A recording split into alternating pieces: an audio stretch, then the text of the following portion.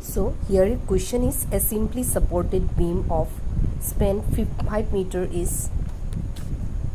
loaded as shown in figure. Find the reaction at A and B. Okay. So ami reaction uliabo lagibo at A and B. So amak beam edal di ase, beam dal kenekwa dise simply supported dise. So this is a simply supported beam. Okay, so support yate A eta support ase and B eta support ase aru yate kisman load ase ekhini point on 3 kilonewton yate 4 kilonewton and this is 5 kilonewton. So what we have to find reaction at A and reaction at B. So what we will do first ami A pointer is to reaction tak ami RA buli thorilom, that is that reaction at A is RA and reaction at B is RB. Okay, so etia ami ki korim ei to point A ase ei point A to ami point A to ki korim ami tar uliam anti-clockwise movement মানে সোয়া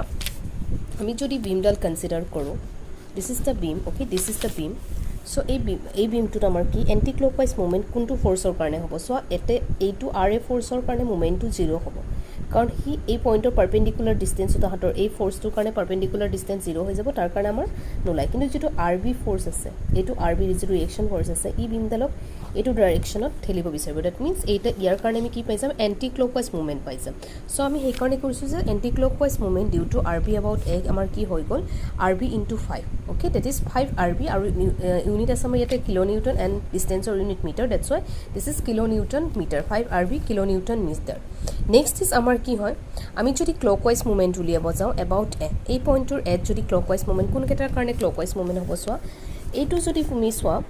ইয়াতে force কি আছে ডাউনওয়াৰ্ড ডাইৰেকশনত 5 আছে 3 4 and 5 তো 3 কাৰণে তোমাৰ যদি ডাউনওয়াৰ্ড বিমডাল এইটো পইণ্টত আমি ধৰি লৈছো ন अबाउट এ উলিয়াইছো যদি এই ফোৰ্সটো আমি কনসিডাৰ কৰো ই এফালে ডাইৰেকশনত ঠেলিব that means we will get a clockwise movement so ইয়াৰ কাৰণে এটা ক্লকৱাইজ পাম 4 কিলোনিউটন ফোৰ্সটোৰ কাৰণে আমি এটা ক্লকৱাইজ মুভমেন্ট পাম এন্ড 5 কিলোনিউটন ফোৰ্সটোৰ কাৰণে আমি এটা ক্লকৱাইজ মুভমেন্ট পাম দ্যাট মিন্স আমি কি পাম যে আমি আকৌ মুভমেন্ট কেনেকুৱা হলো ফোৰ্স ইনটু ডিসটেন্স আমি अबाउट এ উলিয়াইছো এখানে এৰ পৰা এই 3 কিলোনিউটনলৈকে ডিসটেন্সটো আমি কনসিডাৰ কৰিম দ্যাট ইজ 3 ইনটু কি হৈ যাব 2 হৈ যাব এগেইন প্লাস 4 ইনটু এই ডিসটেন্সটো লম 2 প্লাস 1 কিমান ডিসটেন্স হৈ গল ইয়াৰ এ পইণ্টৰ পৰা 4 কিলোনিউটনলৈকে 3 ডিসটেন্স দ্যাট ইজ 4 ইনটু 3 হৈ যাব এগেইন ইয়াতে 5 আছে এ পইণ্টৰ পৰা ইয়ালৈকে ডিসটেন্স কিমান হ'ব 2 প্লাস 1 3 3 প্লাস 1 4 মানে 5 into 4 okay this is the so আমি এন্ড ক্লকৱাইজ মুভমেন্ট কি পাইছাম 38 কিলোনিউটন পাৰ মিটাৰ পাইছাম আকৌ আমি কি জানো যে আমাৰ যেটো এন্টি ক্লকৱাইজ মুভমেন্ট আৰু এন্টি এস বিকজ ইহত কিহত আছে ইকুইলিব্ৰিয়ামত আছে ওকে ইহতে ইকুইলিব্ৰিয়ামত আছে ইকুইলিব্ৰিয়ামত থাকিলে আমাৰ কি হৈছে এন্টি ক্লকৱাইজ মুভমেন্ট আৰু ক্লকৱাইজ মুভমেন্ট দুটা কি হ'ব লাগিব ইকুৱেল হ'ব লাগিব সো আমি যেটো এন্টি ক্লকৱাইজ মুভমেন্ট কিমান পাইছিলো 5 আৰবি তা কাৰ ইকুৱেল কৰি দিম 38 কিলোনিউটন মিটাৰ ইকুৱেল কৰি দিম সো 5 আৰবি ইকুৱেল টু 38 আমি ইয়াৰ পৰা আৰবি ভ্যালু পাই গলো আৰবি ভ্যালু আমাৰ 7.6 সো আমি আকৌ কি কৈছিলো যে ইহত ইকুইলিব্ৰিয়াম পজিশনত আছে দ্যাট মিন্স আমাৰ কি হ'ব যেটো এই দুটা ফোৰ্স আপওয়াৰ্ড ডাইৰেকশনত এক কৰি আছে ওকে ৰিএকশন ফোৰ্স দুটা সো আৰএ প্লাস আৰবি কাৰ ইকুৱেল হৈ যাব লাগিব বাকি ডাউনওয়াৰ্ড ডাইৰেকশনত এক কৰা ফোর্স কিটা that is 3 4 and 5 that's why RA plus RB is equal to 3 plus 4 plus 5 okay so আমি ইয়াৰ পৰা যেটো RB ৰ ভ্যালু পাইছিলো এটো আমি ইয়াতে পুট কৰি দিম so পুট কৰাৰ পিছত আমি RA ফাইন্ড কৰিম that's how we will find reaction at A and reaction at B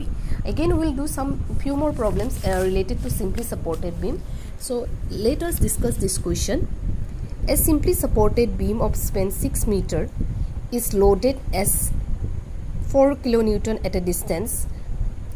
1 meter from left support 3 kilonewton at the middle of the beam and 6 kilonewton at a distance 2 meter from right support find the resultant at the two ends so ki koise je eta simply supported beam or span so beam or span mean beam or length to ki mana 6 meter okay that means this whole beam is 6 meter and is loaded as 4 kilonewton at a distance 1 meter from left support so which is left support this is left support so here a left support opera 4 kilonewton or যেটো আছে হেতু কিমান ডিসটেন্সত থকা বুলি কৈছে according to question that is 1 meter this is 1 meter okay and 3 kilonewton at the middle this whole beam is 6 meter so middle point to কিমান হ'ব 3 হ'ব so a 3 আমাৰ কিমান kilonewton force এক কৰিছে that is 3 kilonewton and 6 kilonewton at a distance 2 meter from the right support so right support কোনটো হয় এইটো right support হয় ইয়াৰ পৰা কিমান ডিসটেন্স আছে 2 meter 6 kilonewton force to এক কৰিছে this force okay so what we have to find reaction at A and reaction at B so same forces we will add up our span length L kiman is 6 meter reaction at A RA ami reaction at A dhorisu aru RB ami reaction at B dhorisu prothom ami ki korim we will find anti clockwise movement okay anticlockwise movement about point B. So that means আমি যেতিয়া এই পইণ্টটো A হয় এটো point A ইয়াৰ কাৰণে আমাৰ anticlockwise movement আহিব কাৰণ সোৱা আৰু এনেকুৱাকে upward direction এক কৰা ফোৰ্সবোৰৰ কাৰণে ইয়াৰ anticlockwise movement about A উলিয়ালে দে about A ডিসকাস কৰি আছো movement about A but এটাটো হেতু পসিবল নহয় কাৰণ এটাই ফোর্স আছে that is RB that's why it is 5 distance into RB so কাৰণ ইয়াৰ about A উলিয়াইছো এৰ পৰা সেই ফোর্সটো লৈকে ডিসটেন্স উলিয়াব লাগিব সেই ফোর্সটো ডিসটেন্স আছে 6 so we will get anticlockwise moment only 6 RB kilonewton meter. Again আমি যদি clockwise চাও যেটা ডাউনওয়ার্ড ফোর্সত এক কৰি আছে ডাউনওয়াৰ্ড ডাইৰেকশনত এক কৰা ফোৰ্স কেটাৰ কাৰণে আমি clockwise মোমেন্টটো পাম সো ইয়াৰ কাৰণে আমাৰ কি হ'ব এইটোৰ 4 কিলো নিউটনৰ কাৰণে এটা পাম 4 ইনটু এই ডিসটেন্সটো এৰ পৰা ডিসটেন্স about a কনসিডাৰ কৰি আছো that's why 4 into 1 again 3 into this distance this is কিমান আছিল এটা 3 okay this middle pointত এক কৰিছে that's why it's 3 so this is 3 so আমি কি পাই যাম 3 into 3 okay again one more is there 6 ইয়াৰ পৰা সোৱা এই ডিসটেন্স আমাক গিভেন নাছিল আমি এইখিনি ডিসটেন্স 2 বুলি জানিছিলো ওকে আৰু বাকি আমি এইটো জানো যে এখানে মিডলত টক কৰিছে দ্যাট মিন্স এইখিনি গুটেইখিনি ডিসটেন্স 3 কিলোমিটাৰ এইটো 2 হলে দ্যাট মিন্স এইটো অটোমেটিকলি কিমান হৈ যাব 1 হৈ যাব আৰু ইয়ালৈকে মোক ডিসটেন্সটো যদি ক্যালকুলেট কৰো ইয়ালৈকে তো 3 আছে ইয়ালৈকে 1 4 তাৰ মানে 6 ইনটু 4 সো আমি clockwise and anti clockwise both movement আমি ফাইন কৰি ললো আফটাৰ দ্যাট আমি কি কৰিম ক্লকৱাইজ মোমেন্টক এন্টি ক্লকৱাইজ মোমেন্টৰ ইকুৱেল কৰিলে আমি RB ফাইন কৰি দিম সেম প্ৰসিডিউৰ अगेन আমি কি কৰিম RA প্লাস RB কৰি যাম after that will get the value of RB যদি RA sorry RB ভ্যালুটো ইয়াতে পুট কৰি দিম will get the value of RA okay this is how we will find this question. Again one more question we will discuss about simply supported beam. A beam AB of span 10 meters carrying two weight loads of 400 Newton and 500 Newton at distances of 4 meter and 8 meter respectively from an A. The length of the beam is 12 meter. Determine the reaction RA and B. So they gutei length to beam dalor length to tumak kiman dise